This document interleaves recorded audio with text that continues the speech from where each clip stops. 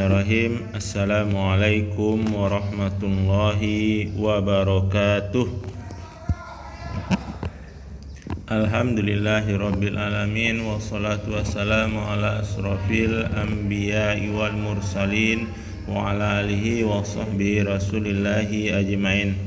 Asyhadu an la ilaha illallah wahdahu la syarikalah wa asyhadu anna Muhammadan abduhu wa rasuluhu la nabiyya ba'da amma ba'du. Anak-anak Ustaz yang Ustaz sayangi karena Allah Subhanahu wa taala, bersyukur kita kepada Allah karena pada pagi hari ini kita masih bisa melaksanakan aktivitas kita sebagaimana biasanya. Pada hari ini Ustaz akan memaparkan kepada anda semua tentang peraturan dan tata tertib SMP IT Imam An-Nawawi. Adapun yang akan saya jelaskan cuma peraturan pokok-pokok saja. Untuk lebih jelasnya tentang peraturan tata tertib kita, silahkan anda lihat di buku peraturan dan tata tertib sekolah. Baik, kita lanjutkan saja. Mungkin Ustaz memperkenalkan diri, biodata diri Ustaz. Nama Yosef Permana SSI, tugas di sekolah sebagai guru IPA bagian fisika dan sekaligus wakil kesiswaan.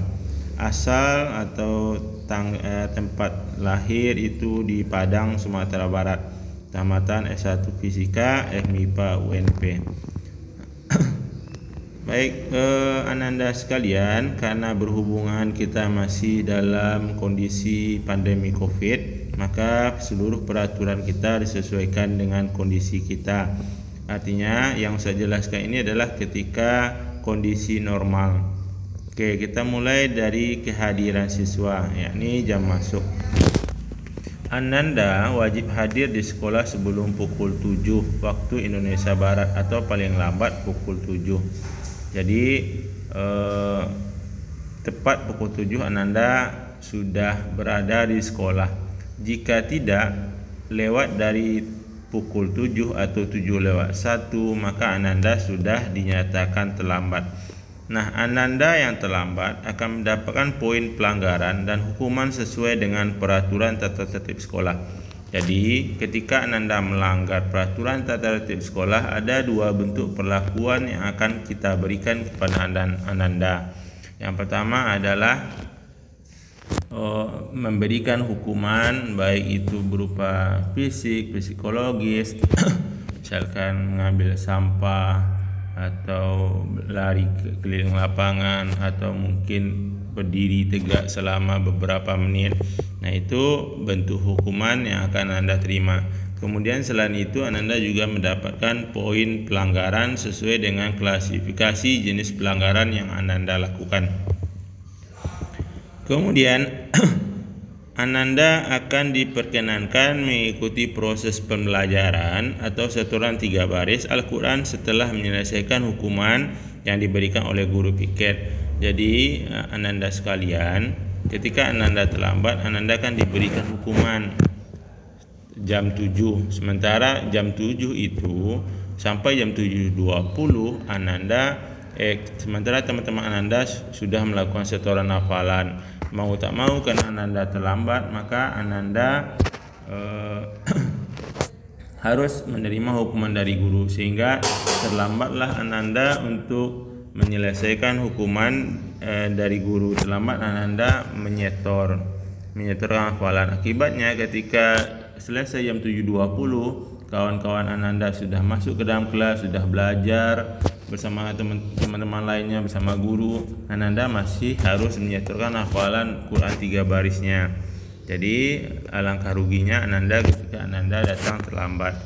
Kemudian Ustaz sangat berharap sekali Ananda itu datangnya sebelum pukul 7, karena guru bahasa Arab kita sudah berdiri di lapangan sebelum pukul 7 itu, atau mungkin 20-30 menit guru kita sebelum pukul 7 sudah membariskan Ananda atau mengkondisikan Ananda di lapangan untuk mengulang lagi hafalan bahasa Arab atau bahkan menambah hafalan bahasa Arab, kosakata bahasa Arab yang baru. Jadi ketika Ananda terlambat, Ananda tidak bisa mengulang lagi hafalan mufradat, tidak bisa lagi menambah hafalan mufradatnya yang ada di pagi hari. Memang kegiatan itu tidak diwajibkan oleh pihak sekolah, tapi sebaiknya Ananda supaya tidak rugi, silahkan datang sebelum pukul 7. Baik, Ustaz lanjutkan.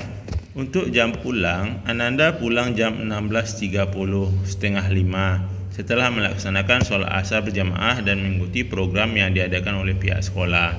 Jadi bagi Ananda yang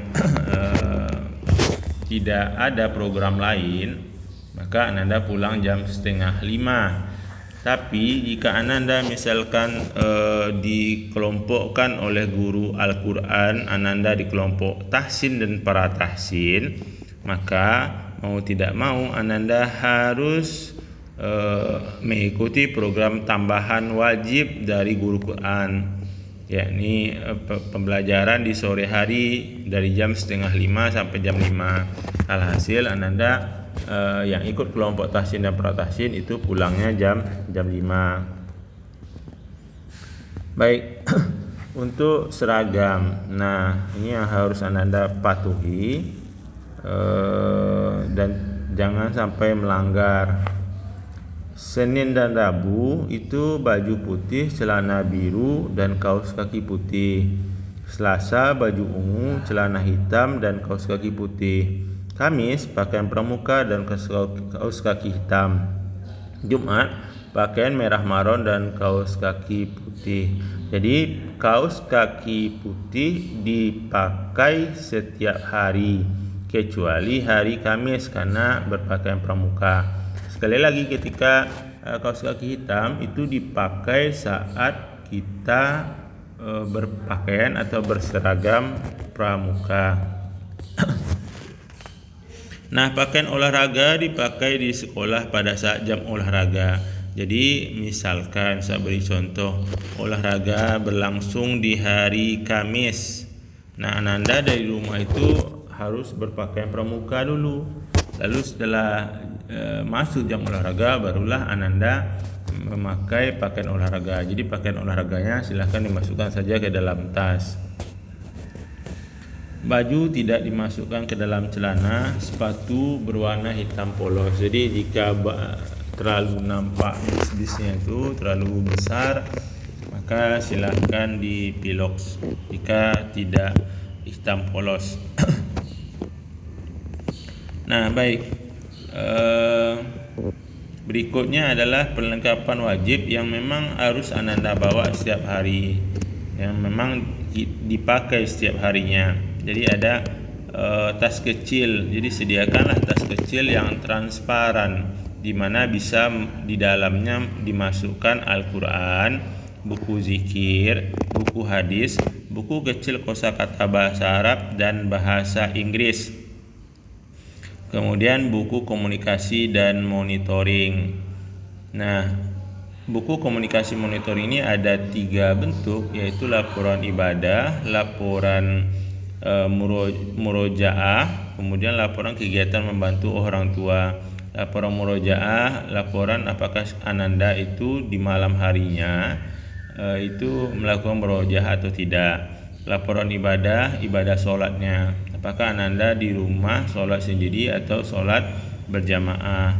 Kemudian Ananda memang diharuskan oleh sekolah untuk membantu orang tua di rumah, jadi ada laporannya juga yang harus Ananda isi. Kemudian perlengkapan lainnya yang harus Ananda bawa setiap hari ke sekolah adalah peci. Bagi Ananda yang tidak membawa salah satu atau beberapa di antaranya, maka akan dikenakan poin pelanggaran dan hukuman. Nah, berikutnya adalah mengenai rambut dan kuku Ananda. Ananda tidak diperbolehkan memiliki rambut dan kuku yang panjang. Kategori rambut panjang adalah jika rambut depan sudah menyentuh alis. Jadi jika kami tarik rambut Ananda dan bisa menyentuh alis rambutnya, maka itu sudah kategori panjang. Dan rambut tepi sudah menyentuh daun telinga. Rambut Ananda tidak boleh diwarnai atau dicat. Model rambut tidak boleh goza, menipis. Maksudnya apa? Menipiskan sebagian atau memotong sebagian, kemudian membiarkan yang sebagiannya tidak dipotong atau dibiarkan tebal. Maka itu tidak boleh, dilarang oleh agama, maka pihak sekolah juga melarangnya. Kemudian model rambut yang kami perkenankan bagi Ananda adalah ketika memotong rambut itu modelnya cepak atau pendek rata. Tidak boleh Ananda tipiskan yang bagian tepi lalu Ananda panjangkan bagian tengahnya, tidak boleh. Jadi pendeknya harus rata seperti tampilan. Baik, berikutnya adalah mengenai perhiasan-perhiasan yang boleh atau tidak boleh Ananda bawa ke sekolah. Jadi Ananda diperbolehkan mengenakan jam tangan. Kemudian Ananda tidak diperbolehkan mengenakan perhiasan yang berlebihan seperti gelang, cincin, kalung dan sebagainya. Ananda tidak diperbolehkan membawa HP, smartphone, tablet, laptop dan alat elektronik lainnya ke sekolah kecuali ada izin atau perintah dari pihak sekolah.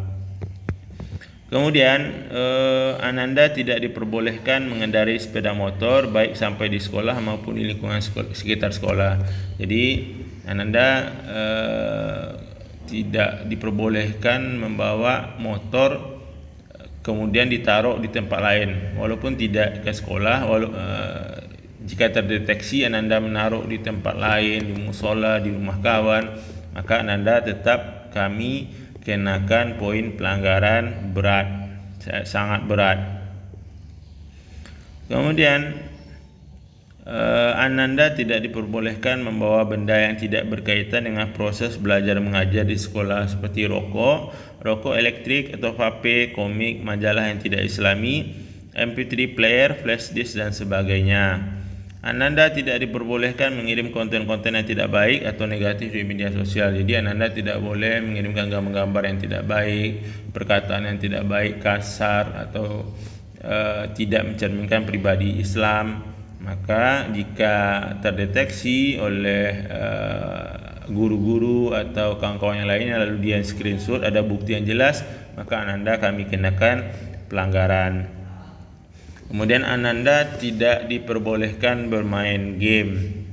Jadi jika ada bukti yang jelas, misalkan ada pengaduan atau laporan dari orang tua, Ananda bermain game atau dari keterangan kawan, maka Ananda kami kenakan poin pelanggaran. Nah, jika Ananda butuh telepon sekolah, maka Ananda bisa menggunakan telepon sekolah atau HP wali kelas. Jika Ananda membawa rokok elektrik atau vape, HP dan sepeda motor ke sekolah, maka itu adalah pelanggaran berat dan mendapatkan poin pelanggaran 90 poin. Artinya gini, Ustaz perjelas, jika Ananda kedapatan membawa HP satu kali, maka Ananda sudah mendapatkan poin 90. Kita punya batas maksimal poin yakni 150. Artinya cukup 2 kali Ananda membawa HP, maka Ananda kita kembalikan kepada orang tua atau bahasa lainnya itu dikeluarkan dari sekolah. Jadi harapan Ustadz, Ananda tidak mencoba-coba untuk membawa HP, vape, motor ke sekolah. Karena yaitu tadi poinnya sangat besar, 90 poin. Cukup 2 kali melakukan pelanggaran ini, maka Ananda dikeluarkan dari sekolah.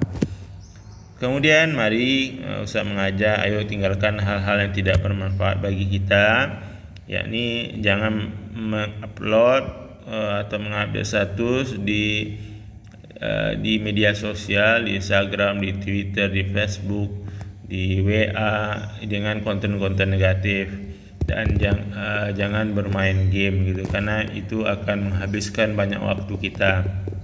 Kemudian kita tidak, selama bermain game kita tidak atau cenderung mengabaikan panggilan orang tua atau perintah orang tua. Baik, ini yang harus Ananda cermati tentang hukuman dan poin pelanggaran. Setiap siswa atau Ananda yang melakukan pelanggaran terhadap tata tertib sekolah akan diberikan hukuman dan dikenakan poin pelanggaran sesuai dengan kategori klasifikasi atau jenis pelanggaran yang dilakukan. Jadi Anda melakukan pelanggaran, maka hukuman dan poin pelanggarannya sesuai dengan klasifikasi pelanggarannya.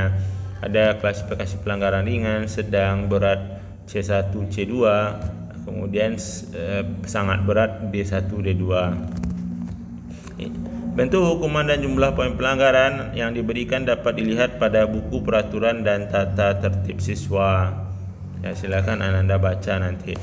Poin pelanggaran ringan dan sedang dapat dihapuskan, Ananda dapat dihapuskan dengan melakukan hal-hal yang positif yang ditetapkan oleh pihak sekolah seperti jadi saya jelaskan, Ananda bisa menghapuskan poin Ananda untuk jenis pelanggaran ringan dan sedang. Jadi bagaimana cara menghapusnya? Contohnya Ananda juara kelas, Ananda juara lomba, atau Ananda mengikuti lomba, kemudian Ananda azan di sekolah, kemudian Ananda kultum di sekolah, kemudian bisa juga Ananda pergi ke kajian kemudian membuat resumenya, atau Ananda membersihkan lingkungan sekolah, atau mungkin Ananda membantu orang tua di rumah. Itu bisa menghapuskan poin pelanggaran Ananda untuk kategori pelanggaran ringan dan sedang. Sedangkan untuk poin pelanggaran berat dan sangat berat itu bersifat permanen selama 3 tahun. Jadi untuk pelanggaran yang Anda lakukan kategori berat dan sangat berat itu tidak bisa dihapuskan dan permanen selama 3 tahun. Untuk pelanggaran ringan dan sedang, jika poin pelanggaran siswa sudah mencapai 40, maka siswa akan dipanggil tim kesiswaan agar dilakukan penghapusan poin pelanggaran sebagai bentuk pembinaan. Jadi ketika Anda poinnya sudah sampai 40, kan Anda bisa panggil bersama guru BK, kemudian silahkan jika mau melakukan penghapusan poin pelanggaran. Tentu dengan aturan-aturan main dari pihak sekolah. Nah, untuk pelanggaran berat dan sangat berat, jika poin Ananda sudah mencapai 40, maka Ananda dikenakan atau mendapatkan surat peringatan pertama. Jika poin Ananda sudah mencapai 80, maka Ananda mendapatkan surat peringatan kedua. Sedangkan jika poin Ananda sudah mencapai 120, maka Ananda mendapatkan surat peringatan ketiga. Kemudian terus bertambah, terus tidak juga berubah. Maka jika poin Ananda sudah mencapai 150, maka Ananda kami kembalikan kepada orang tua, dikeluarkan. Kemudian poin pelanggaran berat dan sangat berat diakumulasikan sampai kelas 3. Jadi poin pelanggaran itu bertahap terus berlanjut selama Ananda kelas 3. Nah, baik, untuk ekstrakurikuler kita memiliki beberapa ekstrakurikuler yang bisa Ananda ikuti. Cuma yang paling atau yang wajib Ananda ikuti adalah pramuka. Pramuka adalah kegiatan yang termasuk ke dalam program kurikulum 2013. Pertama yang mau saya jelaskan adalah kegiatan ekstrakurikuler berlangsung di hari Sabtu.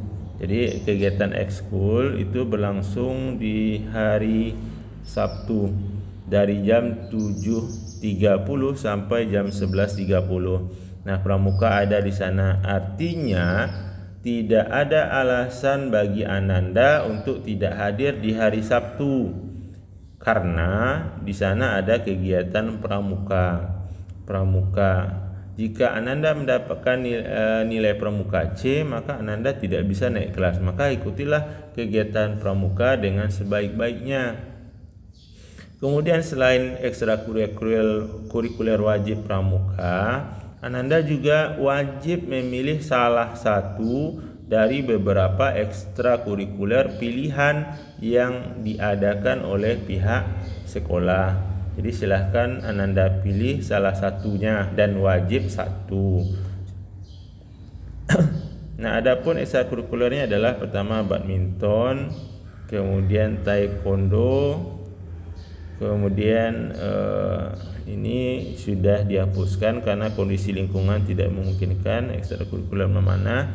Kemudian ada olimpiade matematika, math club atau bimbingan belajar matematika, science club atau olimpiade IPA, kemudian Arabic club atau English club.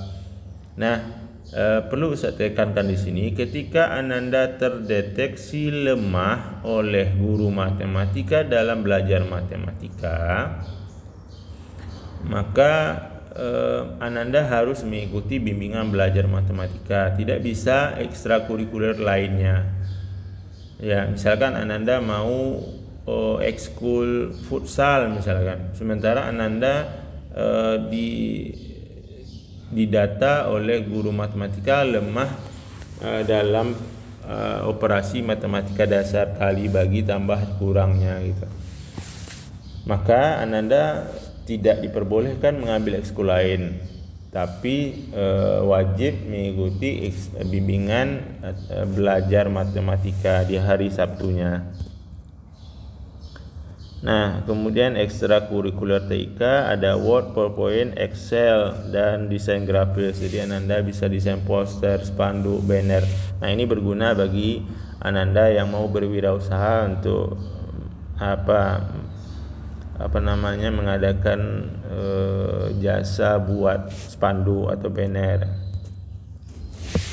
Kemudian kita juga mengadakan camping per semester. Ini abang-abang Ananda lagi melakukan camping, melatih kemandirian, melatih kedisiplinan, melatih kekompakan dan kesetiakawanan. Ini ketika abang-abang Ananda hiking ke air terjun di Kuo. Nah, ini ketika camping 3 hari di Bukit Naang.